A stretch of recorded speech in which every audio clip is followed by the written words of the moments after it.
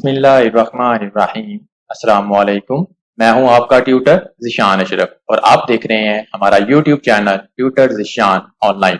उम्मीद है कि आप सब लोग खैरियत से होंगे। तो शुरू करते हैं आज का लेक्चर। आज के इस वीडियो लेक्चर के अंदर हम क्यू डेटा स्ट्रक्चर की मुख्तलिफ टाइप्स को समझने वाले हैं। जैसा कि हम लास्ट लेक्चर्स के अंदर क्यू की मुख्तलिफ टाइप्स को पढ़ के आए हैं, आज के इस लेक्चर के अंदर हम उन टाइप्स के अंदर से एक टाइप जो कि प्रायोरिटी क्यू है उसको डिस्कस करेंगे। क्यू टाइप्स, हमारे पास क्यू डेटा स्ट्रक्चर की दो टाइप्स हैं, एक प्रायोरिटी क्यू है और दूसरी डबल एंडेड क्यू है। आज के इस वीडियो लेक्चर के अंदर मैं आपको प्रायोरिटी क्यू के मुतालिक तफसील के साथ बताऊंगा कि डेटा स्ट्रक्चर के अंदर प्रायोरिटी क्यू किस किस्म की क्यू है। Priority queue is a special type of Q data structure. Priority queue data structure की एक स्पेशल टाइप है। इसका और नॉर्मल क्यू के अंदर क्या फर्क है, उस फर्क को भी एक्सप्लेन करूंगा और इसके अंदर किस तरह से इंसर्शन और डिलीशन होती है उसको भी एक्सप्लेन करूंगा। उसके बाद इसके एल्गोरिदम को स्टेप बाय स्टेप एक्सप्लेन करूंगा और लास्ट के ऊपर एक छोटी सी एग्जांपल के साथ इसकी प्रैक्टिकल इंप्लीमेंटेशन भी आपको दिखाऊंगा। जैसा कि हमें मालूम है कि सिंपल क्यू के अंदर फर्स्ट इन फर्स्ट आउट का रूल फॉलो होता है, जबकि प्रायोरिटी क्यू के अंदर इस तरह से नहीं है। In priority queue every item is arranged according to priority. Priority queue के अंदर हर एक आइटम उसकी प्रायोरिटी के हिसाब से अरेंज होता है। हर एक आइटम की कोई ना कोई प्रायोरिटी होगी। हाईएस्ट प्रायोरिटी को पहले सर्व किया जाएगा और लोएस्ट प्रायोरिटी को बाद में सर्व किया जाएगा। प्रायोरिटी से क्या मुराद है? प्रायोरिटी किस बेस के ऊपर होगी? Priority is based on numeric value. Priority queue के अंदर प्रायोरिटी न्यूमेरिक वैल्यू की बेस के ऊपर होगी। हर एक आइटम की कोई ना कोई वैल्यू है। Usually lower numeric value is consider high priority. आमतौर पे प्रायोरिटी क्यू के अंदर कम न्यूमेरिक वैल्यू को हाई प्रायोरिटी कंसीडर किया जाता है। इसका यह मतलब है कि जिस आइटम की वैल्यू कम है उसकी हाई प्रायोरिटी है, उसको पहले सर्व किया जाएगा, उसको अहमियत ज्यादा दी जाएगी। नॉर्मली इस तरह से अरेंज किया जाता है। इसके नतीजे में in the result the elements are arrange in ascending order. इस तरीकाकार के तहत अगर छोटी वैल्यू के हिसाब से अगर आप आइटम्स को अरेंज करेंगे तो आपके पास जो क्यू है वो असेंडिंग ऑर्डर के अंदर अरेंज होगी। अगर आप उसको डिसेंडिंग ऑर्डर के तहत अरेंज करना चाहते हैं तो फिर जिस आइटम की वैल्यू ज्यादा है उसकी प्रायोरिटी भी ज्यादा है। अगर ये अंदाज अडॉप्ट करेंगे तो इस नतीजे में आपकी जो क्यू है वो डिसेंडिंग ऑर्डर के अंदर अरेंज होगी। दोनों तरीके हो सकते हैं, असेंडिंग ऑर्डर भी और डिसेंडिंग ऑर्डर भी, लेकिन ज्यादातर असेंडिंग ऑर्डर ही फॉलो होता है, जिसके अंदर आइटम की लोएस्ट वैल्यू उसकी हाई प्रायोरिटी समझी जाती है। प्रायोरिटी क्यू के ऊपर कौन कौन से ऑपरेशन परफॉर्म होते हैं ये देखते हैं। Operations on priority queue. Priority queue के ऊपर कौन कौन से ऑपरेशन परफॉर्म हो सकते हैं? Following are the operations are perform on priority queue. Priority queue के ऊपर दो ऑपरेशन परफॉर्म होंगे। कौन कौन से? नंबर 1 इंसर्ट का और नंबर 2 डिलीट का। प्रायोरिटी क्यू के अंदर डिलीट का ऑपरेशन बिल्कुल उसी तरीके से परफॉर्म होगा जिस तरह सिंपल या नॉर्मल क्यू के ऊपर परफॉर्म होता है, जबकि इंसर्शन का ऑपरेशन थोड़ा सा मुख्तलिफ है। तो इस वीडियो लेक्चर के अंदर मैं आपको प्रायोरिटी क्यू के अंदर इंसर्ट ऑपरेशन का एल्गोरिदम एक्सप्लेन करूंगा। प्रायोरिटी क्यू के अंदर डिलीट का एल्गोरिदम एक्सप्लेन नहीं करूंगा क्योंकि वो सेम एल्गोरिदम है जिसको हम प्रीवियस लेक्चर के अंदर तफसील के साथ डिस्कस कर चुके हैं। प्रायोरिटी क्यू के अंदर इंसर्ट ऑपरेशन को परफॉर्म करने के लिए उसके एल्गोरिदम को स्टेप बाय स्टेप एक्सप्लेन करता हूं। ये प्रायोरिटी क्यू के अंदर नए आइटम को इंसर्ट करने का एल्गोरिदम है जिसको मैं स्टेप बाय स्टेप एक्सप्लेन करता हूं। फंक्शन का नेम इंसर्ट है, जिसके अंदर क्यू एक अरे है जिसका साइज n है। फ्रंट और रेयर दो वेरिएबल हैं। फ्रंट उसके अंदर फिक्स है जबकि रेयर उसके अंदर मूव होता जाएगा। आई एक वेरिएबल है जो लूप के अंदर यूज होगा। आइटम वो वेरिएबल है जिसके अंदर वो वैल्यू मौजूद है जिसको हमने क्यू के अंदर इंसर्ट करना है। फंक्शन की डिस्क्रिप्शन है इंसर्ट इन प्रायोरिटी क्यू। स्टेप 1 के अंदर इफ कंडीशन है। सबसे पहले हम ये चेक करेंगे कि क्या इंसर्ट करने के लिए प्रायोरिटी क्यू के अंदर कैपेसिटी मौजूद है। अगर उसके अंदर कैपेसिटी मौजूद होगी तो हम उसके अंदर इंसर्ट का ऑपरेशन परफॉर्म कर सकेंगे। अगर उसके अंदर कैपेसिटी मौजूद नहीं है तो इंसर्ट का ऑपरेशन परफॉर्म नहीं होगा। इफ कंडीशन है if rear greater than N, अगर रियर एन से ग्रेटर है तो सिंपल स्क्रीन के ऊपर एक मैसेज डिस्प्ले होगा क्यू इज फुल, और एग्जिट के फंक्शन के साथ फंक्शन से क्विट कर देंगे। और अगर ये कंडीशन फॉल्स है तो एल्स इफ के केस के अंदर एक दूसरी कंडीशन है else if item greater or equal to N of rear. अगर ये कंडीशन ट्रू है जिसके अंदर आइटम क्यू की लास्ट पोजीशन के ऊपर मौजूद वैल्यू को कंपेयर कर रहे हैं, उससे अगर वैल्यू बड़ी है तो इसका मतलब है कि नई एंटर होने वाली वैल्यू क्यू के लास्ट के ऊपर इंसर्ट होगी, क्योंकि उसकी प्रायोरिटी पहले से मौजूद वैल्यू से कम है। इस केस के अंदर सेट करें रियर प्लस प्लस, रियर के अंदर इंक्रीमेंट किया, इंक्रीमेंट इन रियर, और रियर की जो नई वैल्यू बनेगी क्यू ऑफ रियर को असाइन कर दिया item, insert item at last position.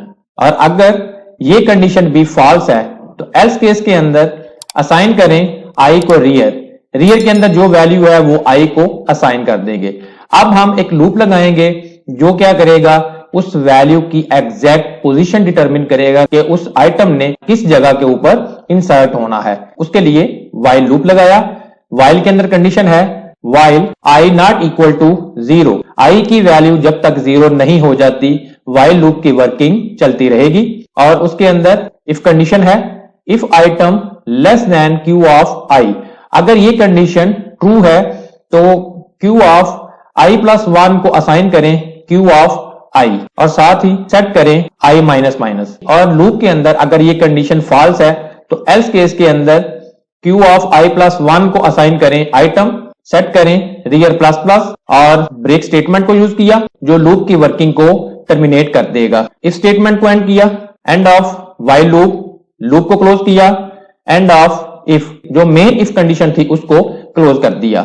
ये है प्रायोरिटी क्यू के अंदर कोई नई आइटम को इंसर्ट करने का एक सिंपल सा एल्गोरिदम। इस एल्गोरिदम को C++ के अंदर C स्टाइल अरे के साथ इंप्लीमेंट किया हुआ है। डिस्क्रिप्शन के अंदर उसका लिंक मौजूद है, आप उस लिंक को फॉलो करके इस एल्गोरिदम की C++ के अंदर इंप्लीमेंटेशन को सीख सकते हैं। अब एक छोटी सी प्रैक्टिकल एग्जांपल के साथ इस एल्गोरिदम को एक्सप्लेन करता हूं। प्रैक्टिकल एग्जांपल है, एक छोटी सी प्रैक्टिकल एग्जांपल के साथ एल्गोरिदम को आपके सामने एक्सप्लेन करता हूं। लेट्स सपोज ये हमारे पास एक अरे बेस प्रायोरिटी क्यू है जिसका नाम क्यू है, जिसका साइज 5 है।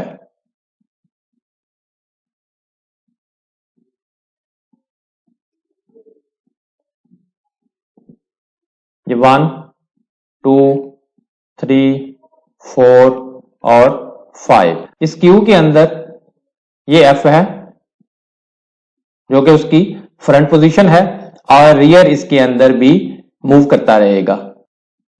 एफ की वैल्यू 1 है, एन हमारे पास 5 है जो प्रायोरिटी क्यू का साइज है। सपोज इसके अंदर पहले से कुछ वैल्यूज मौजूद हैं 1 3 5, और ये असेंडिंग ऑर्डर के अंदर है कि जिस आइटम की वैल्यू छोटी है उसकी प्रायोरिटी ज्यादा है। आर इसके अंदर 3 है, ये आर है। आइटम वो वेरिएबल है जिसके अंदर वो वैल्यू मौजूद है जिसको हमने प्रायोरिटी क्यू के अंदर इंसर्ट करना है। सपोज हमने इसके अंदर 15 को इंसर्ट करना है, तो सबसे पहले हम ये चेक करेंगे कि क्या प्रायोरिटी क्यू के अंदर कैपेसिटी है या नहीं।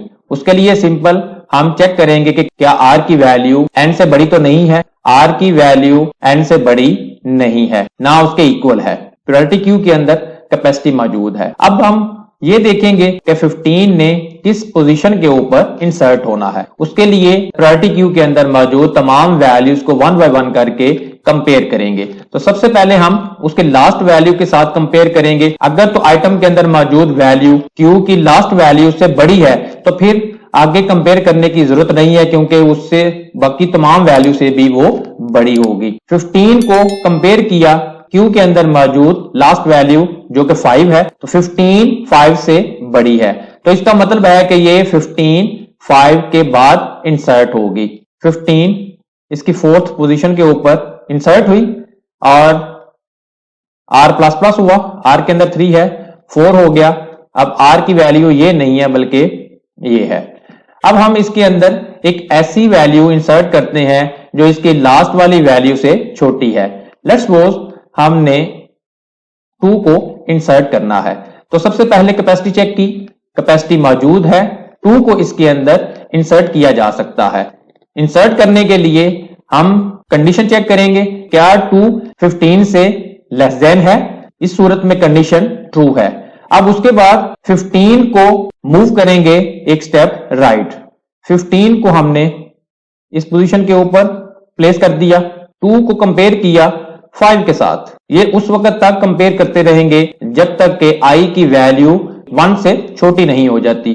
तो i वेरिएबल इसके अंदर काउंटर वेरिएबल दिया हुआ था जिसको हमने r की वैल्यू असाइन करनी थी जो कि 4 थी। हर दफा जब हम एक वैल्यू को कंपेयर करेंगे तो i के अंदर डिक्रीमेंट होता जाएगा।